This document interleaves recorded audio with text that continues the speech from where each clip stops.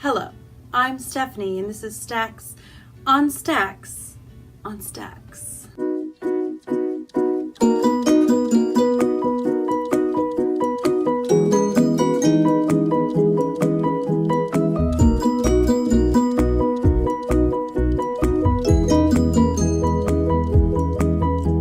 I found these sunglasses on the bottom of a tote. These are sweet. I don't know why I don't wear them every day. I just put them up there. Movie stars put sunglasses on their head, right? Hello and welcome to the 2018 Bookish Academy Awards. I'll be your host, Stephanie. All opinions belong to me. All the books also were read by me. Thank you guys for tuning in today. This is one of my most favorite videos of the year that I put up, and not just because I get all gussied up for you guys, but because I love the Oscars. I used to watch them when I was a kid, and it was Billy Crystal for like 9 years straight, and he was amazing and great. And I usually go over to my sisters and we tally, we decide who's gonna win, generally about movies that I've never heard of. So it's pretty fun. But today I have heard of all the winners. Matter of fact, I chose the winners. In addition to which, I have read all those books. Go figure. So all my awards today are based on books that I read during the year of 2018. That doesn't mean the books came out in 2018, it means I read them in 2018. Some of the categories, I do have some runners up, but through much delay, I do have winners of everything. Now I also have one rule attached with this. Each book can only win one award. Otherwise, I would just be giving the same like 3 books all of the awards, and that's just not fair. So we're spreading the love, and each category only gets to win one book, with the exception of one book that is in 2 categories, but that's because I didn't actually give them any competition. So I guess that's kind of my fault, but we're gonna let that go today. This is our Oscar. I believe I got this when we were in Disney World as a prize for answering a question right or something. But today, you can call it Oscar. So our first category is Best Male in a Leading Role. Our runner-up is Mark Watney in The Martian. I so wanted to give this to The Martian because I loved Mark Watney, but after much agonizing, Best Male in a Leading Role goes to Lightsong in Warbreaker by Brandon Sanderson. This was probably my favorite book I read last year. I loved it. I loved everything about it. I love the cover. I loved the characters, but there's a character in there. His name is Lightsong, and he's like a god, but not like a big god, but like a mini god. And basically he was rewarded being a god because he did something noble in his life. And his purpose of being a god is to do something noble once again. But rather than take this seriously, Lightsong has a terrific sense of humor. He's always making jokes and giving people nicknames and asking like thought-provoking questions when you expect him to be a little more vapid just based on how he acts and treats people. But he's very smart, he's very with it, and he's so funny. He is one of my favorite characters in this book, and he is our best male in a leading role for 2018. Next, we have Best Female in a Leading Role for 2018, and our runner-up is Ciri from Warbreaker, who is the young princess who is married to the god King in this book, who's like the big guy in charge. And I love Ciri and her sister Vivenna, who I would say both of them are leading females, and I would have loved for them to win, but only one category could win per book. So, meaning our winning female in a leading role for 2018 is Eleanor Oliphant in Eleanor Oliphant is Completely Fine. I really enjoyed this book. Basically, in this book, we are following a girl who lacks a few social skills and is most likely on the autism spectrum just a little bit, and we see everything through her eyes. We see her interaction with her coworkers, herself, her mother, everything through her eyes. And it is so interesting and it is so fun to see that and experience that because it's not something I normally see or experience. This is a book I am probably going to try and reread at some point this year because I read it last year and I loved it. And Eleanor is our best female. Our next category is Best Cinematography or Best Plot Twist. And for this, I have 2 different Agatha Christie books. My runner-up being Sparkling Cyanide by Agatha Christie, where a woman is killed by cyanide, and at first they think it's suicide, and then they look further into it and find she was murdered, and then everybody's a suspect, and it has a great plot twist at the end, but this was not my winner. My winner was Endless Night, also by Agatha Christie. Funny, I have 2 Agatha Christies up for Best Plot Twist. Funny, huh? This was a book that Agatha actually wrote later in her life, and it follows a man man and a woman who meet and fall in love, and it kind of seems like a humdrum life, but as you start to get into it more, you start to see there are things that aren't adding up, there are things that are happening, and something just isn't right. This book is a little different than Agatha's other ones because a lot of her other ones will open with a murder or a murder has happened, and this one doesn't do that. You have to get into the book a little bit before the murder comes about, and that just adds to the plot and plot twist of this Oscar-winning book. Next, we have Best Costume or Best Book Cover. Basically, if you've watched my channel for a hot minute, you know that I love to buy books based on their book covers. I just like a pretty book. What can I say? So I have 2 nominees and a winner. My first one is Warbreaker by Brandon Sanderson because I think this book cover is just beautiful, but it can't win all the awards. And the next runner-up is Librarian of Auschwitz by Antonio Iturbi, which I love this cover. Like, it's so simple, it's so beautiful, and it tells exactly what this is about just by looking at the cover. But our winner is Crooked Kingdom by Leigh Bardugo, which is the second book in the Six of Crows series. And you know, I think I might have given this to Six of Crows last year. These are beautiful book covers. Like, I love the way it's a city and a crow all at the same time. It is beautiful. This is a duology that follows 6 characters who are all doing a heist, which is basically impossible. But is it? But it is. But is it? It's a great series. If you like heists or mystery, you will love the series. Next, we have Best Actor in a Supporting Role. And I didn't have a lot of nominations for this one, but I sure had a clear and present winner. And that is Severo from Red Rising by Pierce Brown. Here, Severo, put that on your head. Now, I've talked about this book a lot on my channel, so I'm not going to give a description about it. But Severo is our main character's best friend.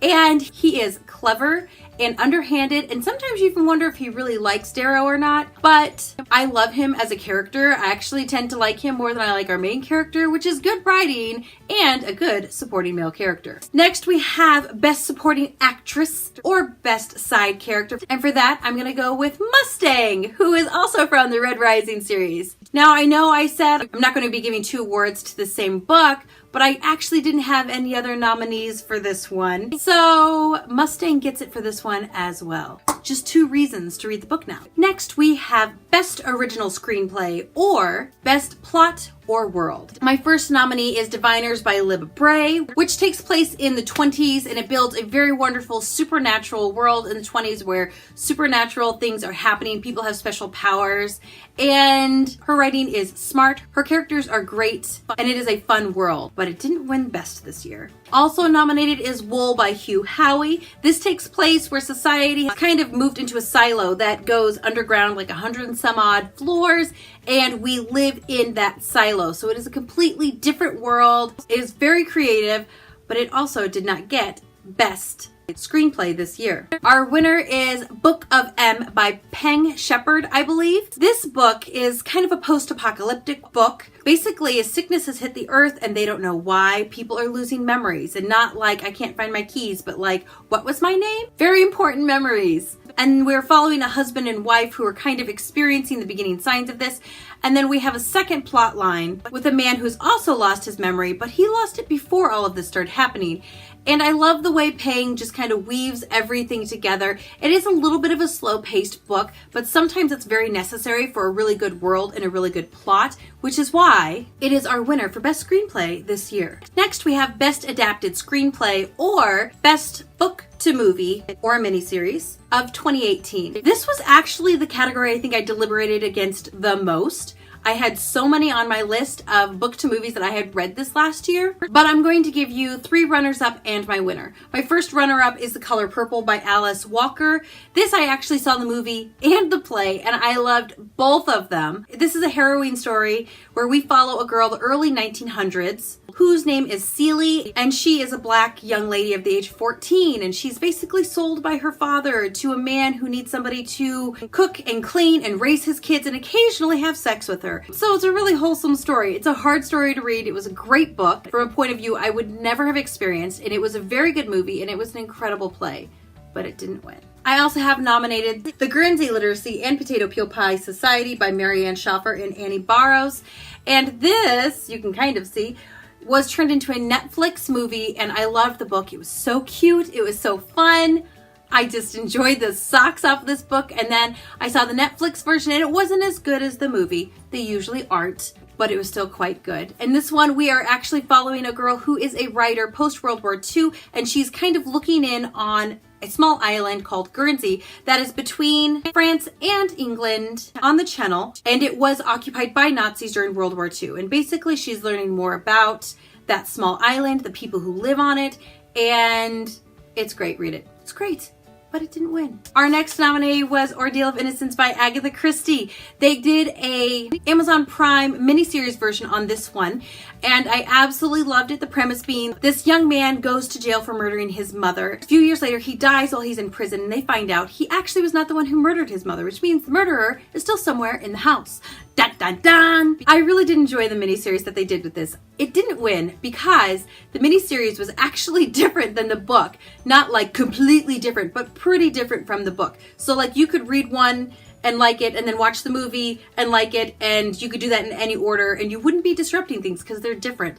But they were both very, very good, but not good enough. My winner for Best Adapted Screenplay is going to The Martian by Andy Weir. There you go, Martian. There's your award. This is a story about a guy who actually gets stuck on Mars, and he's very smart. His name is Mark Watney, and he has to figure out how to survive on Mars. Now, this is a fictional story. We actually don't have people on Mars yet, I don't think. But that doesn't matter because the book was fun and funny, and you'd think it'd be depressing being stuck on Mars, but actually, he keeps it pretty real, and it's pretty great. I totally enjoyed this book, and better yet, I loved the movie too. Next up, we have Best Animated Feature, or This Should Be a Cartoon. Our runner-up is Paper Girls by Brian K. Vaughan, and I love this series. There's 5 of them out.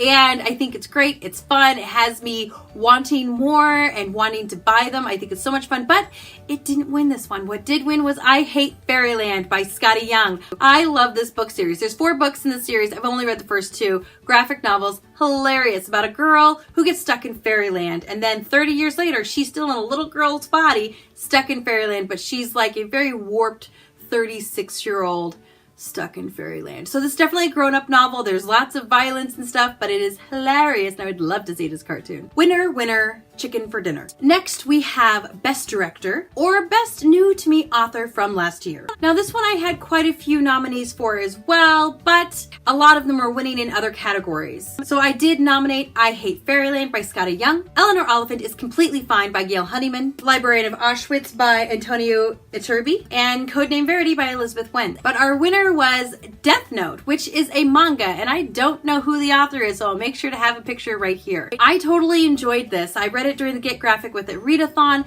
It was so much fun. It was so interesting. It had such good plot. I really wasn't expecting it to have such an engaging plot, the whole manga, and it really, really did. This is a series I definitely want to continue on with if my library would just get the next book. Yet another winner. Next, we have Best Musical Score or Music in an Adaptation. Now, I was trying to remember back through the books to movies that I did read last year, and the music only really popped out from 2 different ones. The first one being Scott Pilgrim vs. the World, which is a 6-book graphic novel set, which is pretty fun. If I remember correctly, the music in it's fun. But then I remembered that I read Jurassic Park by Michael Crichton, and the music in the movie to this is amazing. So this is the winner. The music in this movie is incredible. I actually remember playing it once in high school. We played the score with a full orchestra, and it was just... Next, we have Best Short Film, which is categorizing novellas, short stories, poetry, and graphic novels. I did nominate Death Note for this one, but being that it already won, we are giving it to Paper Girls by Brian K. Vaughan. Again, this is a story that is revolving around paper girls in the 80s, and then you add a time travel element into it, and it's fantastic and fun. Let's hear it for the Paper Girls. Next, we have Best Visual Effects or Best Action in a Novel. Our runner-up is Red Rising by Pierce Brown, which is already a double winner, which is against the rules, yet how? And our winner is Heroes of Ages by Brandon Sanderson. This is the 3rd book in the first Mistborn series. It was an amazing book with an amazing ending. It had all these amazing battle scenes and fights. And this is a man who writes really good fight scenes, because I gotta tell you, I'm not a lover of fight scenes. They have to be written really well for me to tolerate them, and I loved these. Next, we have Best Documentary, which would be Best Historical Fiction or Best Nonfiction. Our nominees are The Diviners by Libba Bray, The Librarian of Auschwitz by Antonio Iturbi, Night by Eli Whistle, and our winner is Codename Verity by Elizabeth Wendt. This is a really great World War II book that takes place a little bit in England, but in France. Basically, we have two women. One is a pilot and the other is her passenger. And their plane crashes in France in the midst of the whole Nazi occupation. One is captured and one is not. And basically, you don't know whose point of view you have. You don't know who's saying what, really. And it is an incredible book from the perspective of World War II, of love and compassion and sacrifice. And I loved this historical fiction book. And if you like historical fiction, you will love this book. And our last category is Best Picture or Best Standalone Book. Our first nominee is Warbreaker by Brandon Sanderson, but she just can't win because she already won and got nominated for absolutely everything else. And our winner is Librarian of Auschwitz by Antonio Iturbi. Yay! Basically, this book is exactly what it sounds like, a librarian in Auschwitz, a girl who is hiding books because, well, they burned books and they weren't allowed to have much in Auschwitz, let alone a library, and took her life in her hands to have books to educate other people and to trying to make Auschwitz a little less awful than I'm sure it was, which is a really weird statement to say. And that is it. These are our Academy Award winners for 2018. I hope you enjoyed yourself today. Go ahead and comment down below with any of the prompts, really. The two I think I want to know the most is your best standalone from last year and your best book to movie adaptation. Means you had to read the book last year, not read the book and watch the movie. I'll also link last year's video down below so you can check that out if you would like to. And I hope you liked our little dress up time today. And thank you guys so much for watching. I love that you watch my videos and I hope you enjoy watching them as much as I enjoy making them. Thank you for commenting. Please feel free to like and subscribe. I post videos on Mondays or Tuesdays and on Fridays, and I'll plan to see you guys again soon. Goodbye. Hello. I'm Stephanie, and this is Stacks on Stacks on Stacks. Goodbye.